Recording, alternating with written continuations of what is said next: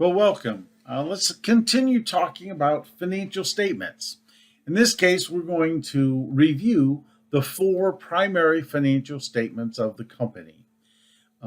In order, we talk about operations. We need to see how we're performing from an operational perspective. That gives us an income statement. The retained earnings statement connects our profits of the company. It connects that to our balance sheet so we can represent that to our as our part of our ownership of the equity in the company. And that balance sheet shows us two things. It shows us the assets we've chosen to buy, but it also reflects where the money comes from to purchase all of those assets. That's the liability or the solvency picture of the company. And finally, the statement of cash flows just reflects three basic uh, activities of the business. It looks at cash generated from operations, cash generated through the investment in assets, and cash that's generated through financing operations. So let's go ahead and take a chance and look at these. First statement we have is the income statement. It looks at revenues over a specified period of time. If you know here, it says this is a monthly income statement for the month ended. So this is the business we did in this 1 month. And we notice what? There's revenues, a list of expenses, and the final bottom line is net income. So in this case, we generated $2,860 of net income. What does this tell us? Well, it is a picture of performance. I personally like to look at this as a picture of control. How well are we controlling the expenses of the company? So there's a couple of different ways to see how this all fits together. The income statement, as I mentioned, the profits are represented in the retained earnings section. So if this business just started, there were no retained earnings prior. We had some retained earnings and we paid out some dividends. So this ending retained earnings number is the number that should be represented on our balance sheet. Now, what does retained earnings represent? It is the profit of the company that has not been distributed, but has been retained. A better word might be reinvested into the assets of the company. So it's not a pool of money. It just represents the profits of the company that have been reinvested. So this retained earnings statement, again, shows the changes in retained earnings, represents, or it tells us a little bit about how dividends were paid. But again, this just represents for a particular month, a time frame, if you will, a period. Now, the retained earnings statement connects to the balance sheet. So what does that mean? Well, again, under the owner's equity, since the owners own the business, that means they own the profits that are generated. Retained earnings are profits that have been kept. So essentially, they represent a form of investment by the owners of the company. We don't normally think of it that way, but that is essentially what retained earnings are. If we look at the balance sheet, we're going to look in a little bit more detail. We know that it represents assets, those things that we have purchased, right?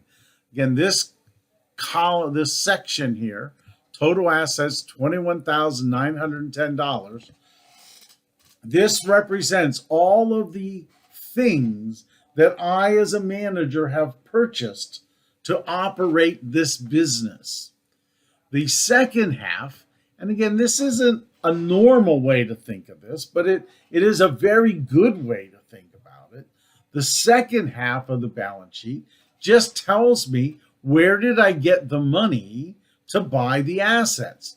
Did I use financing from creditors? In this case, $9,550 of the $21,910 came from creditor money. Now, some of that was short term and some of it might have been long term. The other remaining part, $12,360, is money that has come from my shareholders.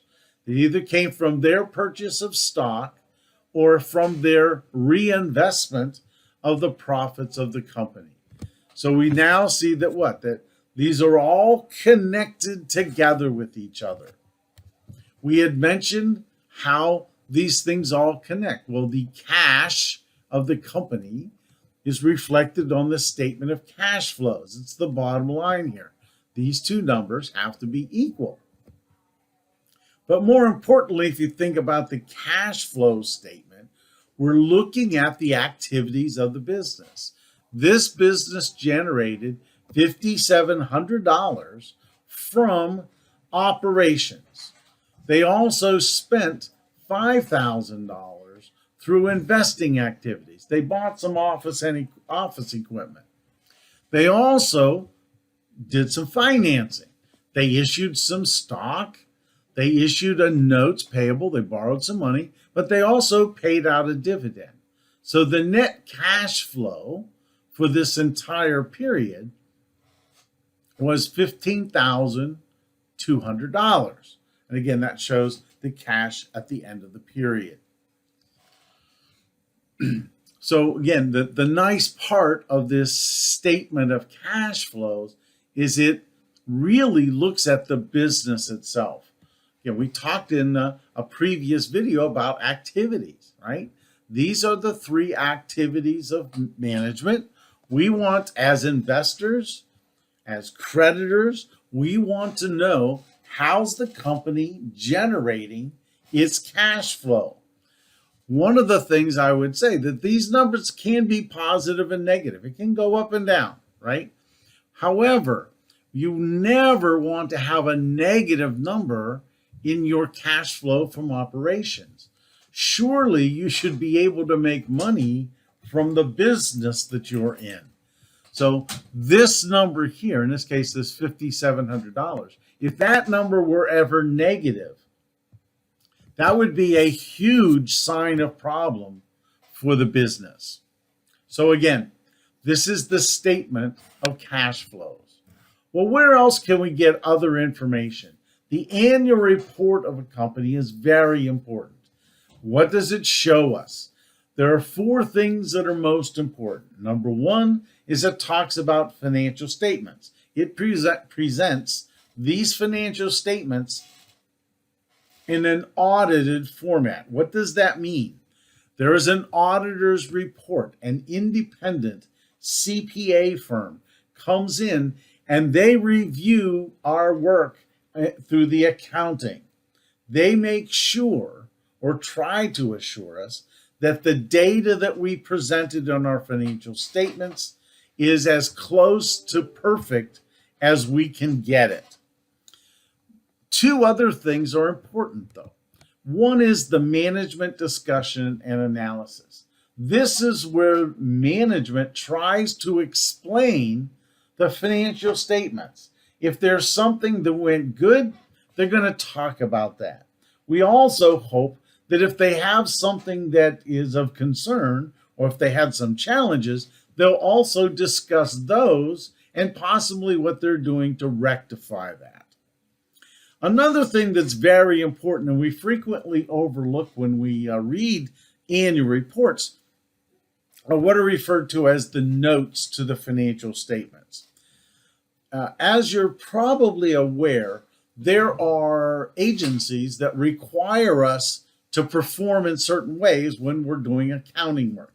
The AICPA, FASB, there are things called GAAP rules, generally accepted accounting principles.